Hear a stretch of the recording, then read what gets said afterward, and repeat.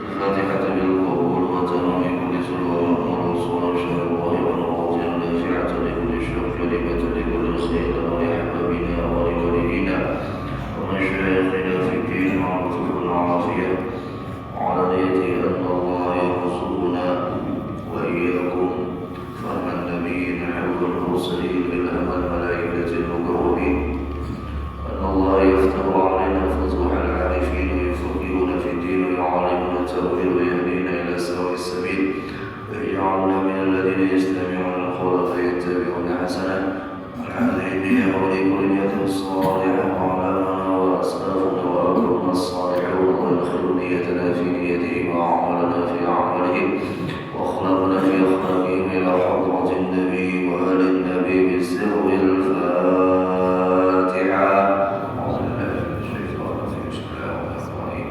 الحمد لله رب العالمين الرحمن الرحيم مالك يوم الدين إياك نعبد وإياك نستعين اهدنا الصراط المستقيم صراط الذين أنعمت عليهم غير المغضوب عليهم ولا الضالين آمين. السلام عليكم ورحمة الله وبركاته.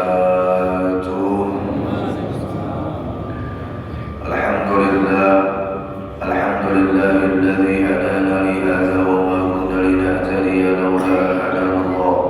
أشهد أن لا إله إلا الله وحده لا شريك له وأشهد أن سيدنا ونبينا محمدا عبده ورسوله الذي لا نبي بعده. اللهم صل وسلم وبارك على سيدنا محمد مفتاح باب رحمة الله عدد ما في علم الله صلاة وسلاما دائمين بدوام ملك الله وعلى آله وصحبه ومن والاه ومن تبعهم بإحسان إلى يوم القيامة. أما بعد سبحانك لا علم لنا إلا ما علمتنا إنك أنت العليم الحكيم. لا حول ولا قوة إلا بالله العلي العظيم. نوينا التعلم والتعليم وتذكر وتذكير والنفع والانتفاع والإفادة والاستفادة والحث على التمسك بكتاب الله وسنة رسول الله صلى الله عليه وسلم والدعاء إلى الهدى والدلالة على الخير ابتغاء وجه الله ومرضاته وقربه وثوابه. وقال المصنف رحمه الله تعالى ونفعنا بعلومه في الدارين آمين. halaman 15 ya. Telah berkata musannif atau yang mengatakan daripada dalam hikmah ini Syekh Ahmad bin Muhammad bin Athaillah As-Sakandari, man udhina lahu fi at-ta'bir fuhimat fi masami'il khalqi ibaratu wa juliyat ilayhim isyaratu. Ujar Sidin, man udhina lahu fi at-ta'bir, orang yang diberikan izin fit ta'bir dalam menguraikan pemahaman agama. Fuhimat fi masami'il khalqi, maka dipahamkan oleh Allah bagi orang-orang yang mendengarkannya. Ketika menguraikan cahaya-cahaya Allah, yaitu melewati ilmu agama, itu apabila diizinkan oleh Allah orang itu untuk mengibrahkan, menguraikan, mengutarakan dan menyampaikan, maka yang mendengarkannya akan diberikan oleh Allah pemahaman. Izin yang diberikan oleh Allah kepada orang yang disuruh untuk menyampaikan daripada warisan Nabi Muhammad adalah orang yang bisa dikatakan dapat izin pertama dari gurunya. Sebagaimana perkataan Imam Syekh Junaidi Al-Baghdadi, orang yang diberikan oleh Allah izin untuk menyampaikan daripada ilmu adalah orang yang diizinkan oleh gurunya mengambil daripada penafsiran secara isyarat di dalam Al-Quran la yatakallamuna illa man adhina lahu rahman wa qala shawaba. La yatakallamun, mereka tidak berkata-kata, mereka tidak bisa menyampaikan kalimat apa-apa, illa man adhina lahu rahman, kecuali orang itu dapat izin sudah daripada Allah yang Maha Rahman. Wa qala shawaba, dan dia katakan atau dia berkata yang mana perkataan itu menjadi manfaat, menjadi pemahaman yang benar. Waya ini kita dihadapkan berbagai macam penyampaian dari orang-orang yang kada semuanya mendapatkan izin dari gurunya.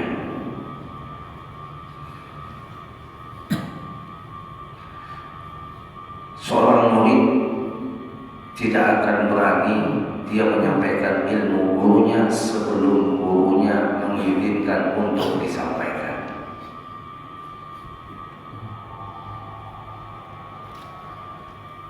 Jangan dulu buka majelis sebelum dapat izin Pak Guruan, nah itu bahasanya. Jangan dulu wali-wali pepandir sebelum dapat izin dari Pak Guruan, karena izinnya guru merupakan gambaran izinnya Allah kepada itu murid.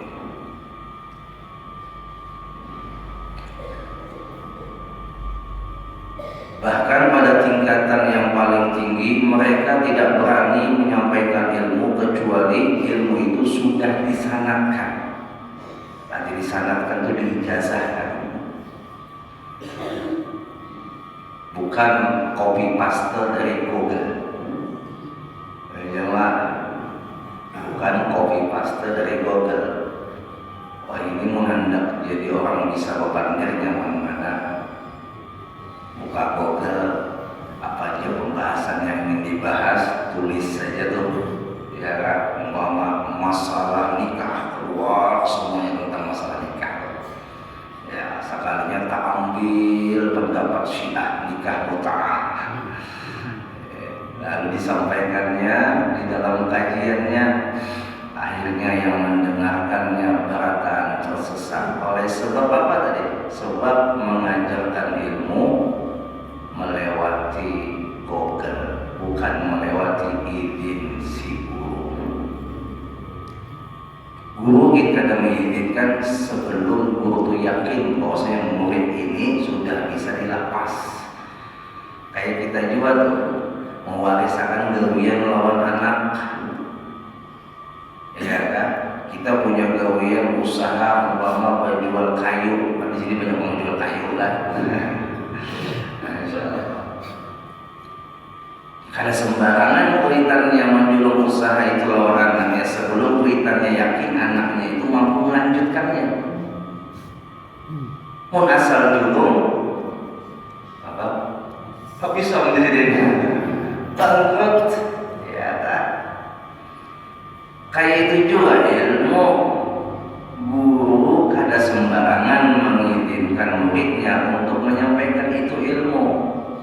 Walaupun kalau kita menarik dalam bahasa Nabi, balighu anni walau ayat, sampaikan dariku walaupun satu ayat, anninya itu harus dipaham. Anni dariku, bukan dari dirimu. Artinya munya kada diizinkan Nabi, jangan dulu menyampaikan.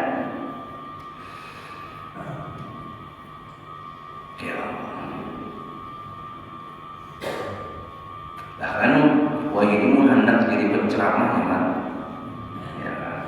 Unduh aja aplikasi TikTok, YouTube, hendak di hadapan ceramah serongan, ada tahu pemilih ada teksnya.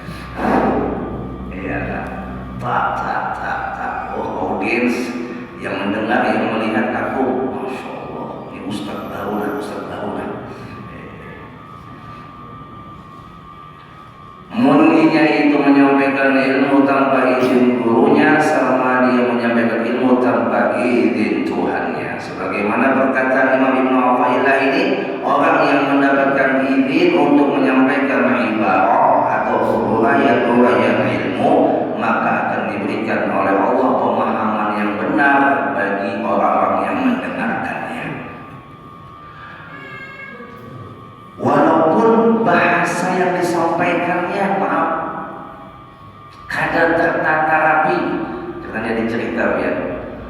Dulu ada yang bernama Al-Imam Syekh Hasan bin Sam'un, seorang wali dan juga seorang ulama besar di zamannya. Syekh Hasan bin Sam'un. Nah, Syekh Hasan bin Sam'un ini ketika mengajar didatangi oleh salah seorang yang ahli nahwu. Syekh Hasan bin Sam'un ketika menguraikan ilmunya, itu ada kalimat yang tidak pas dengan nahwunya. Yang mendengarkan ini berucap di dalam hati, ini guru besar apaan? Nahwunya lembut. Bulik langsung, aku mengambil ilmu lawan guru yang nahwunya lembut. Syekh Hasan bin Sam'un besok harinya menulis surat karena mendapatkan kabar bahwa ada seorang yang datang jauh-jauh ke tempatnya ingin mengambil ilmu, namun ketika mendengarkan ada kalimat yang tidak pas dengan nahwunya, dia pulang. Ditanya oleh Syekh Hasan bin Sam'un, siapa dia? Saya juga tidak tahu. Ditanya terus sampai akhirnya ada salah satu murid Syekh Hasan bin Sam'un mengetahui itu adalah seorang guru besar juga di kampung sebelah. Kata Syekh Hasan bin Sam'un, ditulis di dalam suratnya berbunyi, wahai Tuan Syekh Fulan bin Fulan, tidakkah engkau datang niatnya mencari ilmu, maka hendaknya kau rofakkan itu angkat, bahasa nahwu rofak di atas, kau rafakkan hajatmu kepada Allah dan kau khafatkan dirimu di hadapan Allah dan kau jazamkan syahwatmu dari segala maksiat kepada Allah dan kau nasabkan kematianmu di hadapanmu untuk menuju jalan kepada Allah. Bahasa Syekh Hasan bin Sam'un dengan pakai bahasa nahwu, khafatkan, rafa'kan, nasabkan dan jazamkan. Tapi dari arti yang disampaikan oleh Syekh Hasan bin Sam'un itu membuat yang membacanya itu Tuan Syekh yang tadi datang ke Tuan Syekh Hasan bin Sam'un hanya menilai nahwunya, ternyata ada yang lebih penting daripada isi. Ada yang lebih penting daripada nahwu, yaitu isi daripada kalimat nahwu tersebut. Akhirnya dia tunduk, nangis datang kepada Syekh Hasan bin Sam'un, minta maaf. Tidak, jangan minta maaf denganku. Khafatkan hajatmu kepada Allah, khafatkan dirimu di hadapan Allah, nasabkan kematianmu di hadapanmu untuk menjalani jalan menuju Allah, dan jazamkan syahwatmu, jazamkan ini matikan syahwatmu daripada bermaksiat kepada Allah. Masya Allah. Ada juga dulu dikisahkan oleh Sayyidina Habib Umar di dalam kitab Tadhkirun Nas, seorang yang ahli nahwu juga, insyaallah, tentang kepada seorang wali ketika menyampaikan satu syair, yang mana syair itu sebenarnya bacanya lasyarun nas, dibaca oleh si wali lasyarun nas, pada pas dengan nahwunya. Ulik dari pengajian itu, Masya Allah, terus di dalam hatinya mencela dan meremehkan guru yang menyampaikan hanya satu kalimat, terpeleset menyampaikan nahwunya, ya. Hingga akhirnya si syekh yang menyampaikan syair yang dianggap oleh seseorang nahwunya salah tadi itu dalam satu waktu diundang dalam acara besar dalam sebuah masjid. Hadirnya si syekh itu menyampaikan lagi kalimat yang sama, yang mana pernah didengarnya bahwasanya nahwunya salah, tapi pada saat itu nahwunya pas.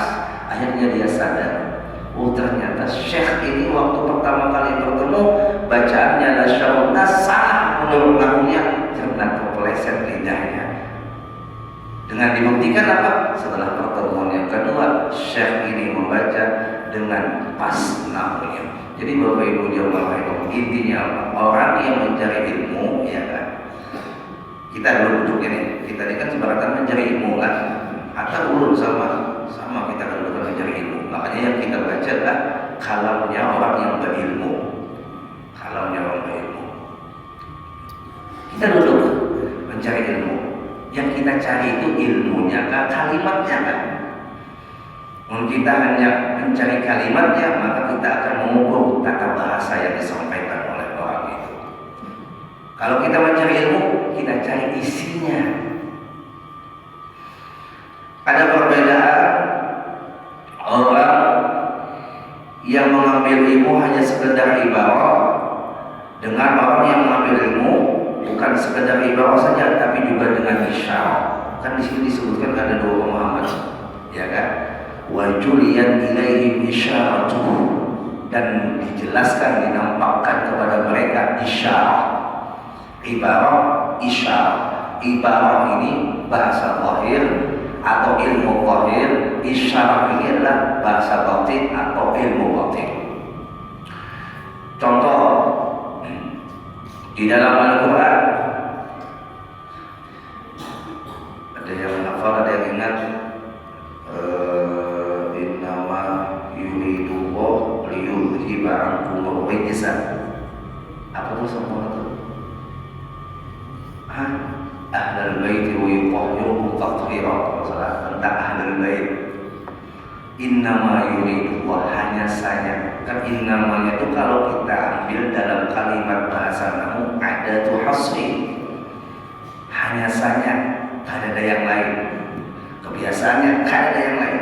Innama yuridullah, dikehendaki oleh Allah.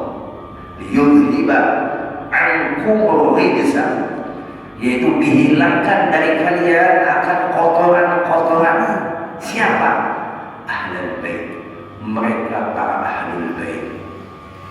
Kalau bahasa ibaratnya seperti itu, orang yang masuk di dalam lingkupan nasab mulia atau disebut dengan keturunan Rasulullah, mereka itu dijauhkan daripada segala macam kotoran. Ulama fikih menarik bahasa ini dengan ibaratnya, orang yang masuk dalam lingkupan nasab Nabi Muhammad tidak boleh menerima zakat, salah satunya kan, karena zakat adalah merupakan kotoran.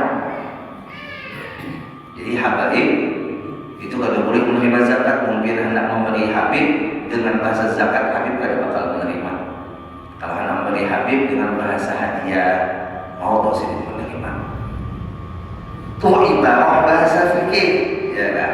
Nah, isyarat di dalam bahasa fikih yang ditampilkan oleh guru mulia Sayyidil Habib, bukan ulun ahli isyarat, bukanlah ulun hanya menyampaikan mereka yang ahli isyarat.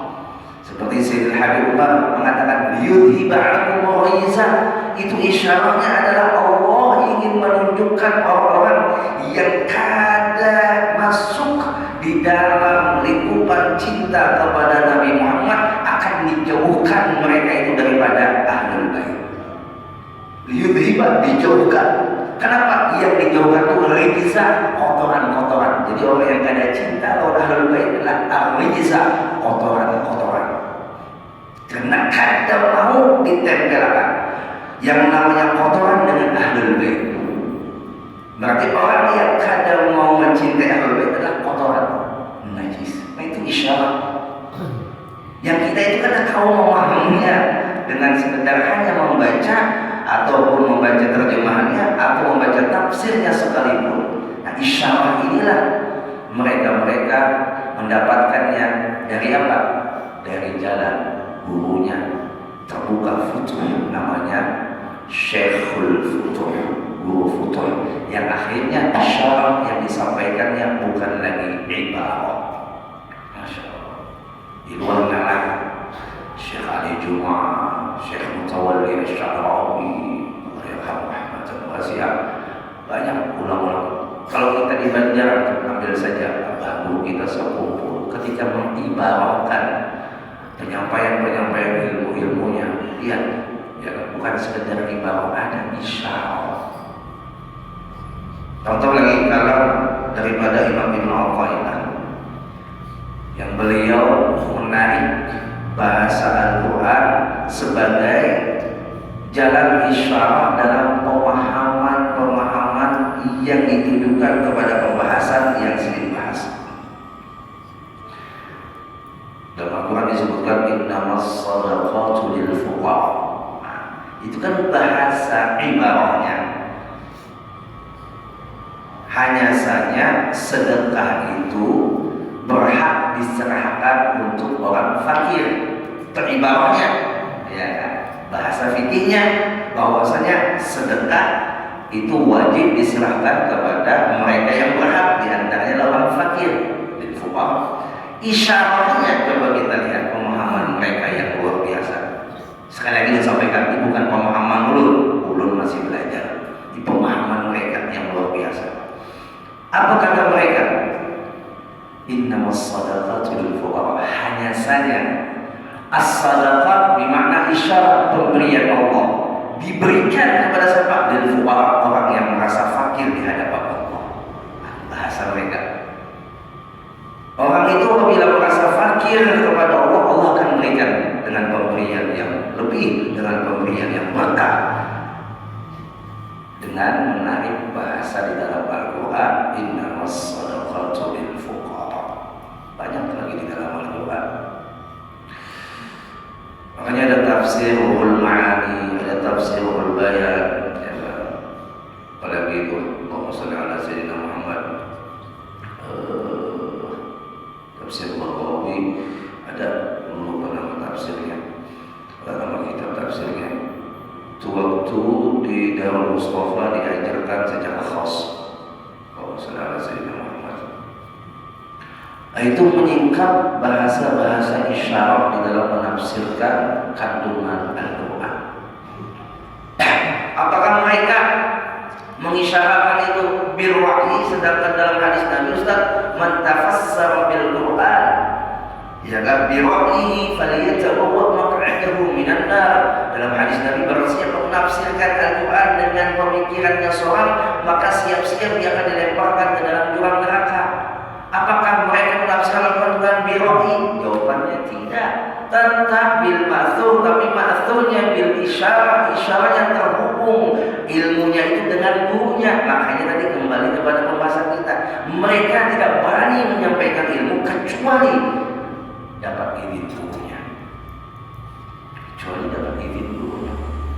Ilmunya bukan pondokan yang tak boleh dari pondok kepada guru. Belum nak buka majelis. Kira-kira kitab apa yang dibaca? Minta nasihat dari Siddiq. Kalau bisa kepada pulang lawan Siddiq, kira-kira yang bagus nama majelisnya apa? Minta nama imam, supaya hubungan murid dengan guru itu kada putus. Guru ingatkan kada pernah memutus hubungannya kepada si murid, tapi muridlah yang banyak memutus hubungannya kepada si guru. Allah. Bapak Ibu jamaah rahimakumullah wa athabakumullah. Lalu lagi disebutkan di dalam kitab ini, kalau menurut makna di dalam kitab ini, siapa-siapa diizinkan baginya dalam berbicara, saya dimengerti oleh tiap-tiap orang yang mendengarnya, dan dizahirkan kepada mereka isyaratnya, dinampakkan isyaratnya. Orang yang diizinkan Allah dalam berbicara yaitu menuturkan ilmu pengetahuan yang terbit daripada hati yang ikhlas lillahi ta'ala.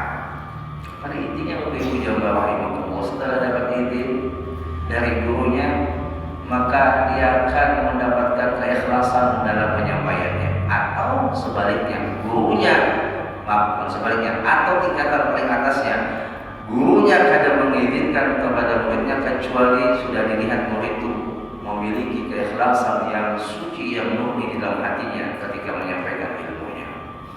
Ini tingkatan yang paling atas lah. Tingkatan yang paling bawah saja, dapat izin guru. Dengan izin guru itu ketika kita menyampaikan sesuatu, itu akan membuahkan keikhlasan, dan keikhlasan itu akan membuahkan ibarat dan sampai kepada isyarat yang bermanfaat bagi orang yang mendengarkannya. Bapak Ibu jamaah rahimakumullah wa azabakumullah. Begitu juga ibu bagi biar hendak pulang ke majelis ilmu, kada dapat ilmu yang berkah kecuali biar sudah dulu dapat izin suami dia. Sama juga seorang anak yang masih dalam ikatan kuitannya, artinya yang belum diberikan hak kebebasan tanpa izin kuitannya, maka hendak mendapatkan ilmu itu wajib dia minta ridho kuitannya. Artinya kada sin bebas kesana kemari tanpa izin kuitan. Karena apabila kita itu cus sana sini, kita ini dibandingkan dengan kuitan kita jauh lebih banyak pengalaman kuitan kita dalam mengetahui mana guru yang ujung, mana guru yang kada ujung. Jadi mau kita menuntut ilmu betakun lawan kuitan, betakun lawan guru, ya kan? Bah, ulun nuntut ilmu lawan guru si anu tuh kayak penuntutnya tulakan kayak. Ya, mau asal tulak aja bahaya. Kalau binatang duduk dalam perkumpulan yang di dalamnya kajian yang menyesatkan, ya boleh-boleh timbul beda pemahamannya dengan pemahaman kaum Tuhan, ya. Beda pemahamannya dengan pemahaman guru-guru kita, ya. Dan ulun secara pribadi pernah menemui pengalaman di mana ketika salah dalam mengambil ilmu itu akan menimbulkan keraguan di hati untuk mengamalkannya. Tujuan tak dapat ilmu satu. Di dalam ilmu itu menerangkan tentang masalah tidak adanya amaliyah menurut Nabi di malam nisfu Sya'ban. Ulun dapatkan ilmu itu, hadisnya jelas, konteksnya jelas, rujukannya jelas pada saat orang itu menyampaikan ilmunya. Nah, ulun duduk di tempat itu, ulun ambil tabuk bulat-bulat sampai membuat keraguan beramal di malam nisfu Sya'ban. Asalnya cerita masa lalu ulun. Dulu bapaan Yasin 3 kali dengan dalilnya apa aja. Gara-gara apa? Gara-gara salah duduk tadi, salah ngambil ilmu tadi. Akhirnya bertentangan dengan kuitan amalan seorang ada. Terus mengembara pulang, dapat pulang ilmu dengan satunya, tak lawan. Nah, yang mana yang bisa menang antara dua ilmu yang berbeda ini? Di saat kita terus menuju kepada jalan yang benar, maka yang batil akan hilang dengan sendirinya. Tapi ketika kita terus menuju yang batil, duduk di tempat yang batil, duduk dalam pemahaman yang salah, maka yang benar akan tenggelam. Terus sampai akhirnya ke Hadramaut. Sampai di Hadramaut ternyata malam nisfu Sya'ban belum amalan baca Yasin 3 kali. Nah, di sini amalan juga. Belum kira tadi amalan baca Yasin malam nisfu Sya'ban itu adalah perpadahan dari guru-guru orang banyak. Ternyata sampai ke Tarim.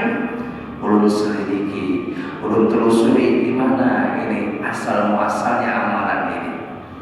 Dapat itu amalan, ternyata mereka punya rujukan yang jelas, kitab yang jelas, ya sangat keilmuan yang jelas. Akhirnya mematahkan yang batil tadi. Tapi mungkin kita kada berusaha terus mencari ilmu, maka yang salah tadi itu harus yang muncul. Ada perkataan ulama mengatakan begini: orang yang pertama kali menjalani menuntut ilmu, di dalam hatinya akan menerima ujian besar, yaitu rasa sombong, rasa muncul terus. Jangan berhenti kalau ilmu, terus menuntut ilmu sampai naik kepada tingkatan kedua, rasa sombong patah dengan ilmu yang kau tuntut terus itu. Karena gini bahasanya, orang yang sekolah SD kalau kadang melanjutkan ke SMP, dia akan merasa ilmu yang di SD cukup. Tapi ketika orang itu habis SD naik SMP, dia akan mengatakan, oh ternyata ada lagi ilmu setelah SD. masih kurang aku. SMP itu pulang tamat SMP, apabila dia berhenti, contoh aja lah, bukan menyuruh dia harus sekolah sampai tingkatan formalitas saja, intinya untuk ilmunya lah. Sampai SMP, cak selesai kan SMP, lalu dia melihat cukup aja sudah menuntut ilmu, maka dia tidak akan mengetahui bahwasanya ada ilmu lagi di atas SMP, yaitu SMA. Kalau dia lanjut ke SMA, dia tahu ternyata ada ilmu lagi. Sampai akhirnya kuliah dan mengatakan, ternyata aku ini masih banyak yang kadang mengetahui. Bungul aku ini ternyata. Ya. Semakin terus kita berilmu, semakin tahu diri kita dibungul. Semakin tahu diri kita bungul. Ya. Sampai akhirnya pada tingkatan yang ketiga, orang yang terus istiqamah untuk ilmu, dia akan mendapatkan maqam hilangnya wujud diri. Hilangnya wujud diri. Jadi intinya Bapak Ibu, jangan pernah putus untuk ilmu. Orang yang salim, mereka yang ada di jaring di hadron maut saja itu kadang pernah putus untuk ilmu. Kita nih sadarilah, dada ilmu dibandingkan mereka, dada jauh benar. Jangan pernah bosan untuk ilmu. Intinya itu aja. Pasti dia akan mendapatkan ibarat itu paling minimal, paling maksimal dapat isyarah. Isyarah itu petunjuk yang menarik diri dia kepada jalan selamat melewati ilmu. Ya tadi yang namanya ilmu itu laksana sentar. Dapat sentar kau menarik jalan. Tapi ilmu itu kada bermanfaat. Sentar itu kada bermanfaat, punya kada biar bawa berjalan. Jalannya sudah nampak, dicahayai dengan ilmu atau dicahayai dengan sentar, tinggal biar diterapkan, yaitu dengan beramal. Jadi kada cukup pulang punya ilmu aja kada beramal, diamalkan. Insya Allah kita selamat dari akhirat. Mudah-mudahan amin. Allahumma amin. Min halal min dari wadhil rutin. Mudah-mudahan ada manfaatnya. Al-Fatihah. A'udzubillahi minasyaitonir rajim. Bismillahirrahmanirrahim. Alhamdulillahirabbil alamin. Ar-Rahmanir-Rahim. Maliki yaumiddin. Iyyaka na'budu wa iyyaka nasta'in. Ihdinas siratal mustaqim. Shiratal ladzina an'amta 'alaihim ghairil maghdubi 'alaihim